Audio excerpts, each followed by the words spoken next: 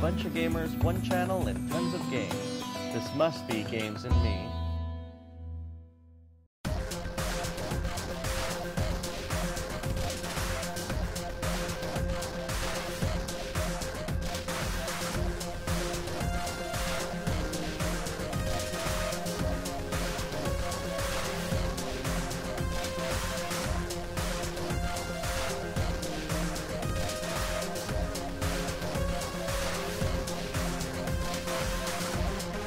Hey guys, this is the Pixel and Polygon Protection Group, and with me always is my hetero life mate Magus. So, how's it going, dude? How's it going? It's going, just chilling like a villain, I suppose. Crazy days lately, you know, but what can you do? Yeah, I mean, dude, I've had like such a busy week. It's not even funny. We just moved our the review club and Twee game recordings like during the week, and man, it's so liberating though, because starting this weekend, and actually we've started this like several weekends ago, we're actually going to start doing live streams of actual gameplay on Sundays. So I know this is a very early time for this plug, but I wanted to kind of get this out of the way. If you're interested in any games that we have at Games and Me that we're kind of reviewing as well, you can go to justin.tv/gamesandme. That's one word. And we do it every Sunday from 2 p.m. Pacific, which is about 5 p.m. Eastern time, to maybe about 5 o'clock Pacific, 7 o'clock Eastern time, or rather, 8 o'clock Eastern time. So, yeah, I'm pretty excited about it. Have you seen like any of the previous live streams, Magus? I'm always busy on the weekends, so I don't get to see them. Oh, okay. Yeah, I'm always running around and doing shit, you know, so. Yeah, because what we actually do is something very unique and something we can only do with the live stream. What we do is we basically play games, and what you see is basically a video directly from the console. That is to say, this is not a camera pointed at a TV, not any of those types of things. It is the actual direct feed of the gameplay coming from the console itself. So it's a really clean picture. And of course, you can kind of interact with us, which is why we kind of haven't been doing the Ask Games and Me segments. We've actually moved them to a much livelier setting because, you know, if people want to ask us questions, go ahead, do it in a live setting. You know, we'll answer them. But anyways, I know I've taken up so much of your time. Magus, what have you been playing, dude? Devil Survivor, excuse me. I was gonna say, like, Devil Summoner, whoa! Devil Survivor, and the more Mario 64. I don't know why I got hooked on that game lately. Yeah, why have you? I mean, what has compelled you to freaking pull out your 64 and play that game? Actually, Virtual Console. Oh, Virtual Console. Okay. So yeah, I mean, that the question still stands. Like, what made you like freaking, you know, play through that game again? I don't know. I just started playing it like, this is fun. You're just like, oh, this is so much fun. It's an interesting Mario game because it's very interesting for the sheer fact that it's very non-linear. You have to figure out some of the tasks at times. What to do, because sometimes you'll go in the start and it'll be like, big eel, go fight, or something like that, and, and you have to figure out what the hell to do. It doesn't guide you on a straight path.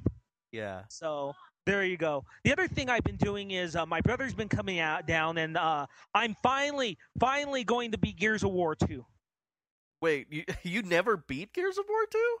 No, I have this bad habit when. And I'm sure I've said this before. I have this really bad fucking habit of when there's a game with really good multiplayer, I tend to get hooked on the multiplayer and not beat this campaign. And another game that is victim to this, as a lot of people know, is Halo 3. I've had that game for 2 years, and it's to the point where it's not working, so I borrowed my brother's copy now. And I never beaten the campaign on Halo 3. I've had it since midnight, September 25th, 2007, and I've played that game so much, but I've never beaten it. I just played the multiplayer, and Gears was the same way. But we just completed Act 3, so we'll be completing Act 4 and 5 soon. Wow. And I don't know if Act 5 is short like it was in the first Gears of War. Wow. Because I remember Act 5 was pretty short in Gears of War 1.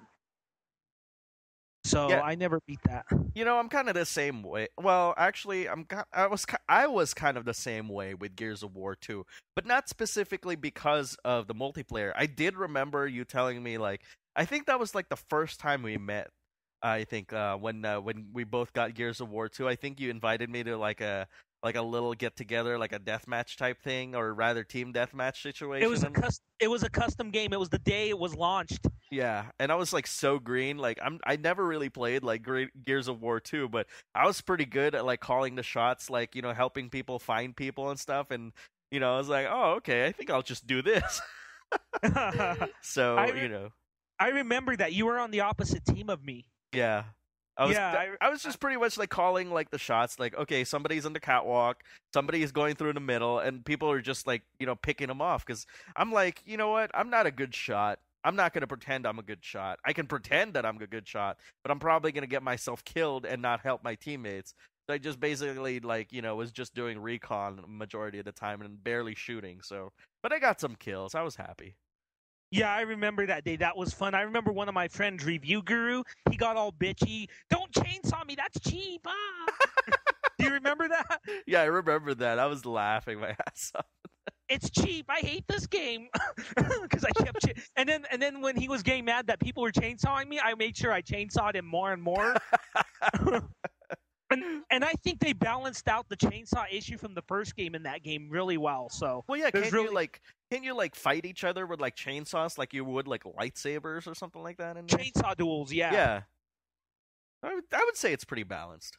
Yeah, plus shotguns have always been a good neutralizer of the Lancer. So that I've been playing that, and of course Devil Survivor, which is fucking amazing, but I don't want to say a lot because I will appear on Review Club soon. Well, we can still talk about it, dude. So, I mean, what do you like about Devil Survivor? Because I honestly, like, I don't know if you know about this, but I work 9 to 5 from Monday to Friday, and on Sunday evening, I started at 10 p.m. and played up until 4 a.m., which... I was like already in bed, and I was like, okay, I'm just gonna play for a couple hours. And of course, I look at the time, and I'm like, oh my god, the freaking sun is gonna come up within an hour. This sucks. Yeah, that game just takes time off you, man. Yeah. That game just takes off time. What I like about it is I think it's a very unique approach to the strategy RPG. Mm-hmm. Because it balances it. Okay, first and foremost, what's interesting about Shin Megami Tensei is, unlike most Japanese role-playing games, a lot of these games play like Western RPGs in some instances with the decision-making. And from what I understand, Devil Survivor has 6 different endings. Yes, there are. 6 different endings. So there's a lot of decision-making. The other thing, too, that makes the game very cool that I like about it is it's a very, there's no shops, there's no items to buy except for buying demons through an auction. Right. And sometimes you have to pay fusion fees for certain demons to fuse. Right. The other element, too, is the way battle works. Yes, it's a grid-based system like any SRPG. But what it is instead of moving a unit, you move 3. Well, at the point I'm at, you have 3. But you move parties instead of single units. Right. And what's cool is you could have, like the character Yuzo, she's more of a healer magic user type. Right. And what's cool is you could balance it out by having something like an ogre demon be a strong attack and then have the offensive magic caster. So you could balance out your units like that very well. That's what I love about the So what you really mean is that, although you're only seeing one person on the battlefield, it's actually comprised of 3 different people or demons. Yeah. Well, you got your human characters, and then they have demons, right? Demon companions. But the thing is if your main character, the human character, gets killed, that party's dead. So it's like a Persona style type thing going on. When your main character gets dead, you're done. Right. So like that it's really weird, isn't it? Like because like the entire game is built upon like this almost sub party system. So you have the SRPG element, but it doesn't feel like an SRPG, you know? no, it feels like a. You know what the maps feel like? They feel like overhead dungeons, I guess you could say, Yeah. where you move on like a grid-like base, more so than what you do in like Final Fantasy Tactics. Yeah, that's what I kind of felt too, and I think that kind of lends to its charm almost. And what's funny is I've played this game for hours now. There's no counter in the game, by the way. There's no time counter that tells you how long you've been playing the game, which is worse, because you're like